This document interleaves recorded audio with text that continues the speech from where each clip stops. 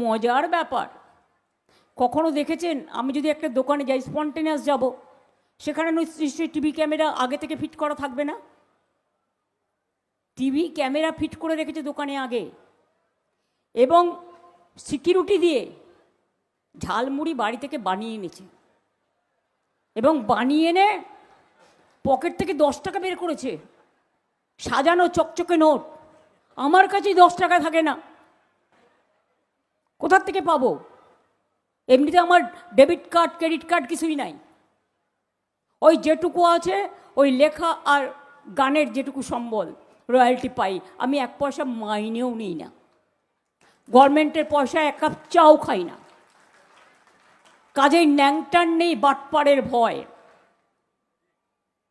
আমাকে এত সব কথা বলে বিরক্ত করবেন না দয়া করে। আমি জীবন মৃত্যু পায়ের ভিত্ত করে এই কদিনে কিছু না হলেও 200 অ্যাসেম্বলি টাচ করেছি, র্যালিও করেছি। এই গরমে 50% গ্রামে গ্রামে লু বইছে, অভিষেকও করেছে, দেবও করেছে, আমাদের অন্যান্য নেতৃবৃন্দরাও সবাই মিলে করেছে। আজকে আপনি বলছেন জিতে আপনি ঝালমুড়ি খাবেন, আপনাকে ভেলপুরি পাঠাবো, দিল্লিতে পাওয়া যায়, ঝালমুড়ি দিল্লিতে পাওয়া যায় না, সরি টু সে। আর আপনি 10 টাকা নিয়ে এসে দেখাচ্ছেন, আগের বারে বলেছিলেন চায়ওয়ালা, চায়ওয়ালা সেজেছিলেন, আর আজকে ঝালমুড়ি দেখাচ্ছেন। ঝালমুড়ির ঝাল তো আমরা খেয়ে অভ্যস্ত। আপনি কি কোনোদিনও খেয়েছেন মাছ ভাত? কোনোদিনও খেয়েছেন মাংস ভাত? আমি কিন্তু আপনার ধোকলাও খাই,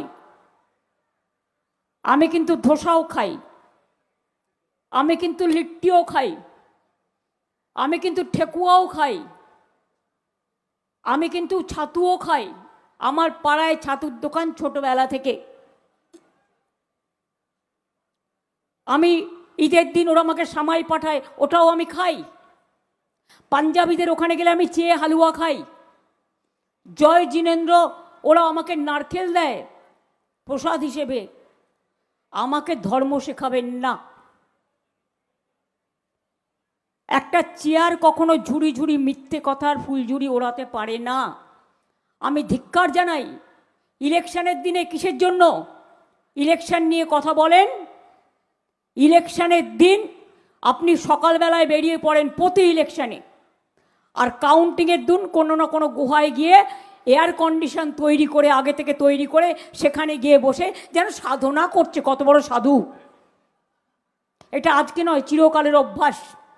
সুদীপদার এটা জানা উচিত, নতুন করে বলবেন না, এ তো সবাই জানে। আজকে সকাল থেকে এসছিল গরম করতে, বিজেপি এজেন্ট তো নেই, ও তো এজেন্সি। চমকাতে এসছিল প্রশাসনকে, যাদের দয়ায় প্রশাসন এখন ওদের হয়ে কাজ করছে তাদের। আজকে কি বার? বৃহস্পতিবার। তো ভোট গণনা হবে কবে? আগামী বুধবার, তাই তো না? বুধবার ভোট, তার মানে গণনা হবে সোমবার, শিবের বার। ওং নমঃ শিবায় নমঃ, মহাকাল মন্দির তৈরি করছি আমরা। মনে রাখবেন,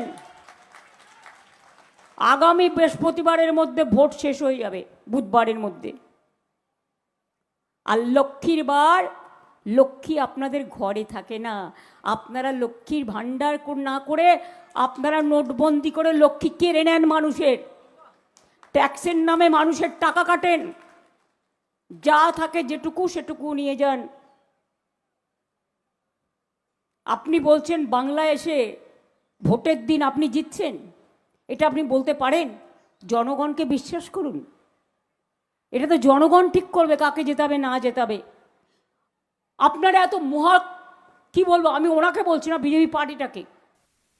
हमारे पास जो फीडबैक है उसमें बंगाल की जनता ने अपना भविष्य पहले चरण में ही तय कर लिया है। कवि गुरु टैगोर, महान सुभाष चंद्र बोस और खुदीराम बोस की ये भूमि ने विकास को चुना है।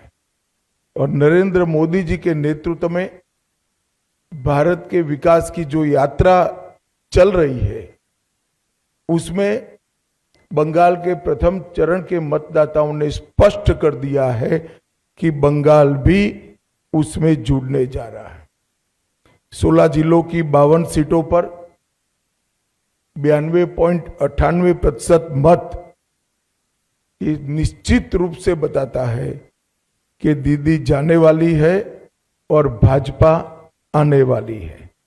भय जाने वाला है और भरोसा आने वाला है। हमने कल देर रात तक हमारे सभी विधानसभा के कार्यकर्ताओं के साथ भारतीय जनता पार्टी बंगाल की टीम ने एक असेसमेंट करा है, जो पोलिंग हुई है ऐसा इसका, और मैं स्पष्ट रूप से आपको बताना चाहता हूं 152 सीटों में से 110 से ज्यादा सीटें भारतीय जनता पार्टी जीतने जा रही है। इसका मतलब है कि दूसरे चुनाव चरण को मिलाकर हम प्रचंड बहुमत के साथ बंगाल में शुद्ध रूप से भारतीय जनता पार्टी की सरकार बनाने वाले हैं। मित्रों, मैं थोड़े आंकड़े भी देना चाहता हूं। 16 के चुनाव में 1278 लोग घायल हुए थे, 21 में 1681, 23 के पंचायत में 664 और 24 के आम चुनाव में 761। उसकी तुलना में 30 से कम लोग कल घायल हुए। ये बताता है कि बाय एंड लार्ज चुनाव शांतिपूर्ण तरीके से हुआ है और मृत्यु का आंकड़ा एक भी नहीं है।